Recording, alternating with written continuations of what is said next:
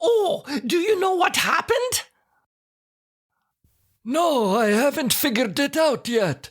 The lights on one side are working, but the ones on the other side don't twinkle anymore.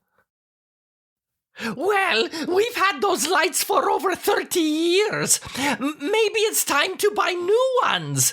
You know, the ones that are more energy efficient, that don't blind anyone who looks at the house. Yeah, but that's part of the Christmas spirit. Okay, I think I have the head things on properly. Okay, you ready? Yeah. Here we go in 3, 2, 1. You start. Start what? You start the show. Oh, okay. Hi, I'm Barbara. I'm Walter. And this is the Barbara and Walter show. So I guess this is the Christmas season show because it's the Christmas season. So some peoples will listen to the show before Christmas, and some peoples will listen to it after Christmas. And some peoples, like our newspaper boy, won't listen to it at all. How do you know that? Yeah, because I asked him, do you listen to the show? And he said, no. I asked him, why not? You're the one who helped us learn the computer. And what did he say? He just shrugged his shoulders. Well, it did take him 6 hours to teach us how to use Richard's computer. Maybe that was enough torture for him. What are you talking about, torture? He would like the show, and he would probably learn some important life lessons from listening to the show. That's true. Oh, did you give the newspaper boy the Christmas money and the chocolate bar?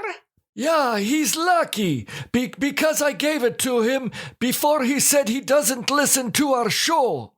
Oh, Walter, that doesn't matter. What does matter is that Richard, our son, is coming home for the Christmas season, and we'll probably have to tell him that we've been using his computer to do this show. Oh, we forgot to do the start of show song, ba? All right, here we go. Everybody, it's time to dance. It's time for the Barbara and Walter Kozakiewicz Kiva show in the snow. See, I added that at the end for the special festive season. Yeah, beautiful. Speaking of beautiful, will you be getting your hair done on Saturday like you always do, even though it's Christmas Eve? Oh, yeah, but I made my appointment a little earlier that day. Yeah, I was thinking that for the Christmas season, you should maybe ask the hairdresser to shape your hair like the nativity scene or maybe a Christmas tree. Yeah, very funny. We'll shape your head like a Christmas tree. Yeah, make mine a spruce. So you gave the newspaper boy the Christmas money and the chocolate bar. Did you give Joe across the street some Christmas money? Yeah, I gave him some money and a few bottles of European beer. That's nice. He does such a good job cutting our grass and shoveling the snow. I also saw the garbage truck and gave them some beer.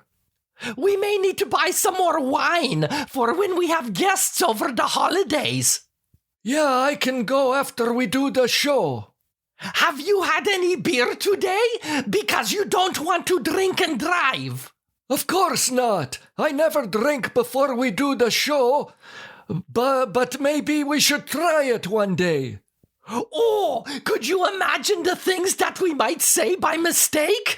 I might talk about the time we were on vacation in Italy and you went into a cafe to use the washroom, but then you realized that it was just someone's house.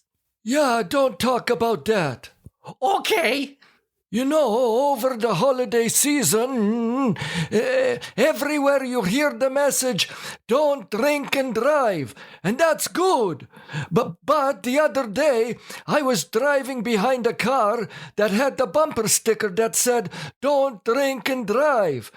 Then I got to thinking, if you're drinking and driving, isn't it too late to read that sort of thing or what? What are you talking about? Well, it's too late to read that sort of thing.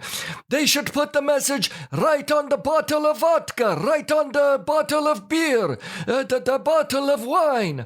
Put it right on the glass at the drinking place or the bar.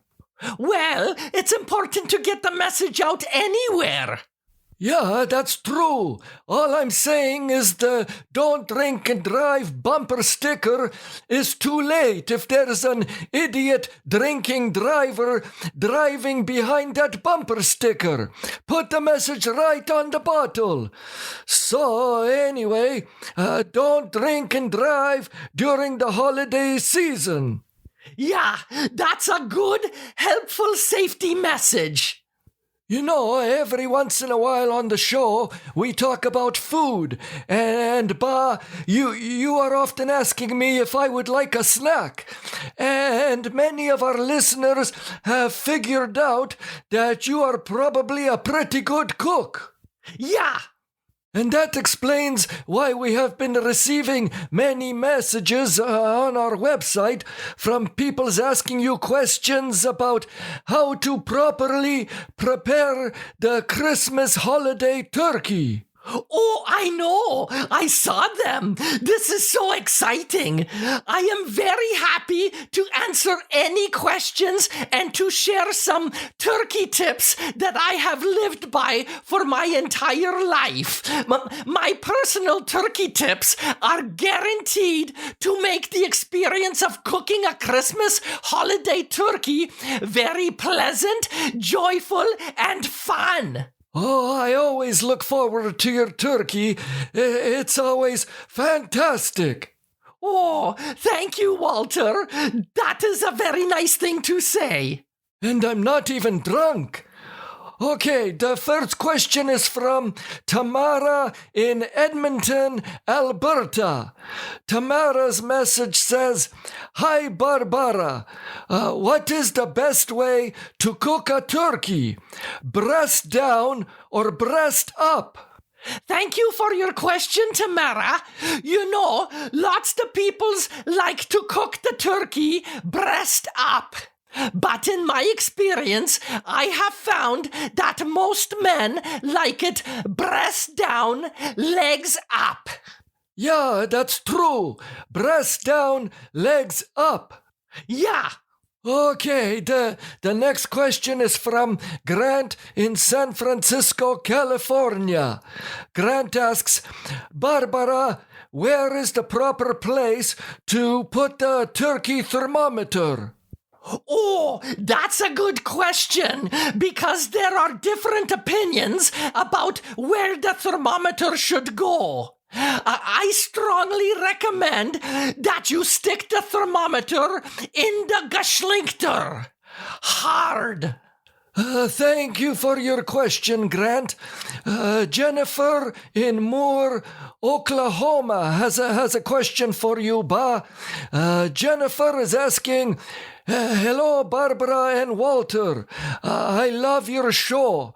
Barbara, how can I tell when the turkey is done? Oh, that's easy. You can tell that the turkey is done when it gets so hot in the house that your grandmother's mustache starts to lose its curl. Thank you for the question, Jennifer. Yeah, we have time for one more question. This one is sort of the same topic as the last question. Shauna from Regina, Saskatchewan asks, "Hi, Barbara.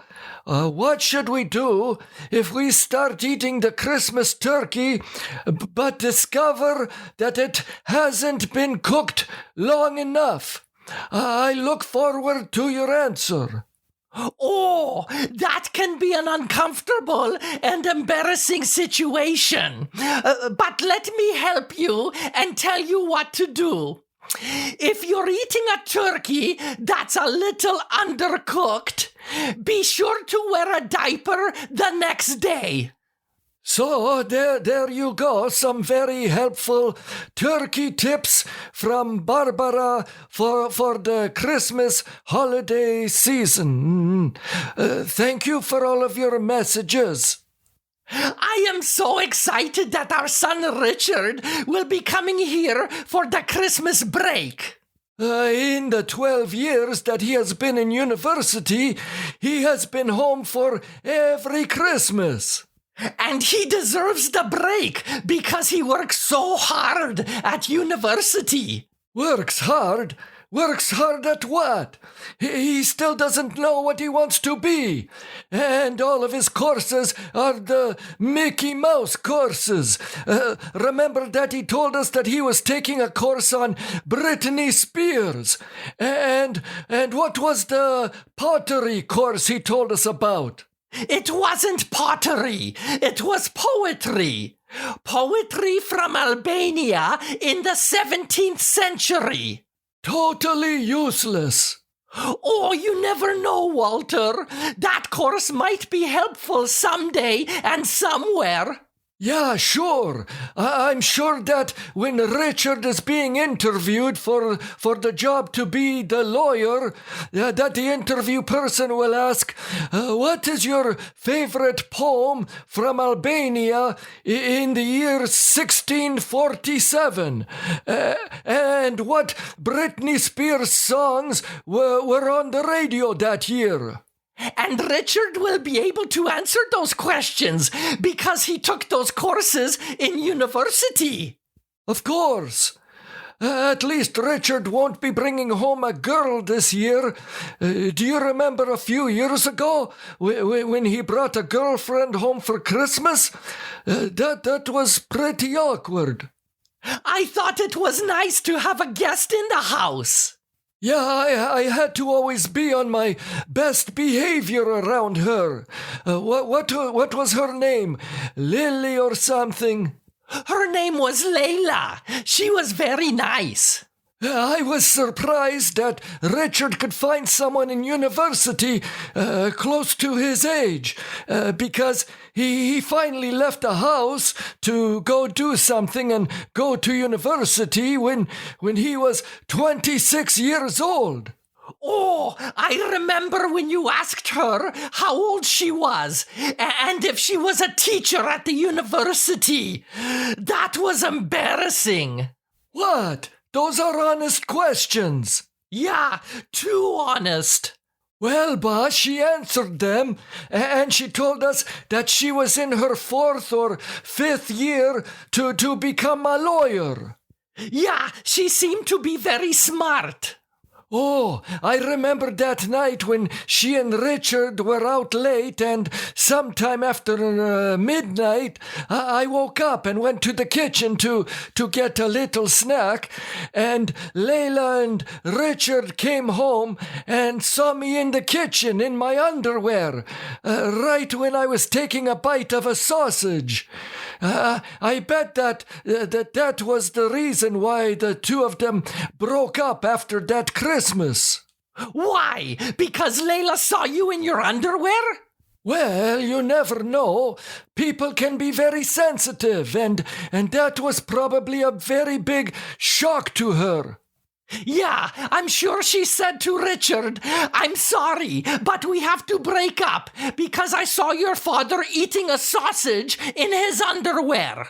Well, it wouldn't be the first time that a relationship was cancelled because they saw the father in his underwear. Eating a sausage. Eating a sausage. Maybe they would still be together if I was eating cheese instead. We still have to tell Richard that we're using his computer and his microphones to do this show. Do you think he'll be mad? Let me think about it. Richard lived in our house and ate all of our food and worked here and there at the pizza place and the record store and the grocery store and wherever else until he was 26 years old.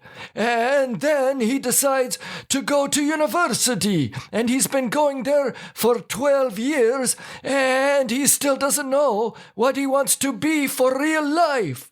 You know what? I think he'll be fine with us using his computer. And microphones. And microphones. You know what we should do to get into the Christmas spirit? Get drunk? No, we should sing Christmas songs. When do you want to do that? Now, on the show. I think it would be more entertaining for the listeners if we got drunk on the show. Oh, come on, Walter. It will be fun. No, I don't want to sing. But you have a nice voice. You sound like Bobby Vinton. Okay, now I know that you're lying because Bobby Vinton is the best singer ever. Yeah, that's true. When I was the little kid in grade 2 at the Christmas concert at school, the teacher used to tell me to not sing and to just mouth the words because I was a terrible singer. Oh, that's awful. Is that true, Walter? Yeah, sure. Is that really true? Well, sort of. She didn't stop me from singing because I was a terrible singer. She stopped me because I kept changing the words. Changing the words. There's a surprise. Oh, bah, all the kids used to laugh when I would sing Santa's wife is coming to town instead of Santa Claus. Or in Frosty the Snowman, I used to sing and two eyes made out of cabbage rolls. Oh, it was so funny. So you were an idiot already way back then? Yeah, I mean no. What? So you don't want to sing? Can I change the words? No. Then no. Well, I'm going to sing for the listeners. Well, they've been warned. What does that mean? Nothing. Let me put duct tape on the windows first. Oh, stop it. Okay, this is one of my favorite Christmas carols. Silent night, holy night, all is calm, all is bright. Okay, that's enough. Oh, Walter, why did you stop me? Well, I just don't want any hotshot music record producer to hear your singing and want to make you a superstar, and then you would have to move to New York City or Los Angeles, and Mruchka and I would never see you because you would be so busy and popular being a superstar. You really think that could happen, Walter? Sure, and then some fancy-dancy talent agent will listen to my talking voice, and they will want me to do the big talking for the commercials and the movies, like the Morgan Freeman or the James Earl Jones. Oh, okay. You're just pulling my arm then. Yeah, and your leg. Oh, Walter. So, is the living room all clean now? Yeah, I think we got it all. Oh, that was a mess. Poor Mruchka. Yeah, poor Mruchka. What about poor Ba and Walter, who have to clean up the mess? Well, she can't help it. The tinsel is so shiny that it's like a toy to her. So she can play with it. She doesn't have to eat it. Oh, Walter, lots of cats eat the tinsel. Then why don't they make it so that it dissolves in the cat's stomach when they eat it? Make it out of noodles or the beef jerky or the cat food or something. Why would they do that when not everyone has a cat? Then that could be the extra bonus prize.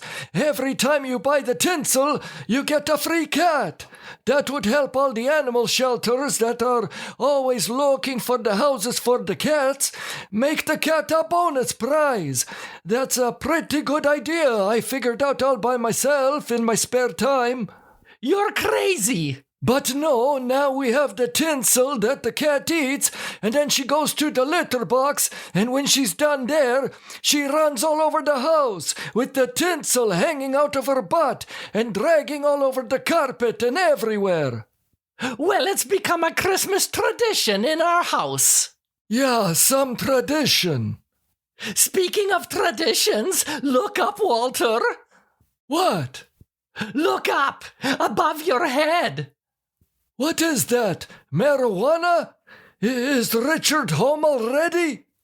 No, it's not marijuana. It's mistletoe. Now you have to give me a kiss. Can't we just smoke it instead? Oh, come on, Walter. It's Christmas time. Come on, pack her up.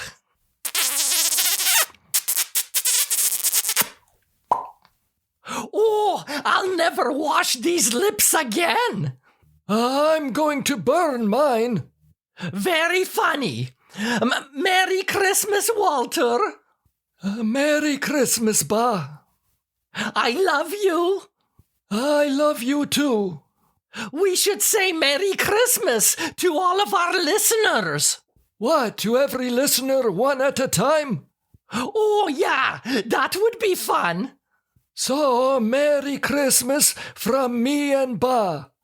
Merry Christmas, and thank you for listening to our show. If you would like to send us a message, you can do it at our website.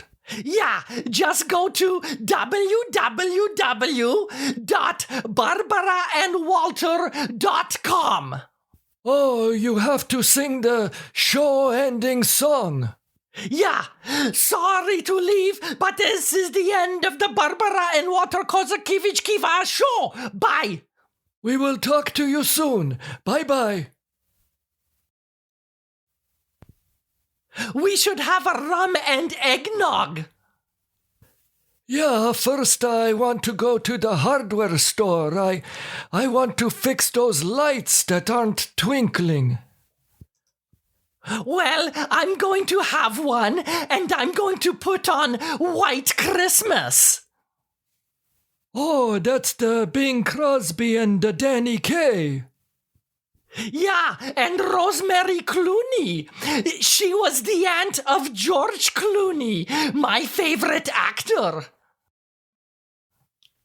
I'm dreaming of a white Christmas. Why didn't you sing during the show? Well, I didn't want everyone to think that Bing Crosby was on the show. Oh, yeah, you sound just like him. Oh, I took some cabbage rolls out of the fridge.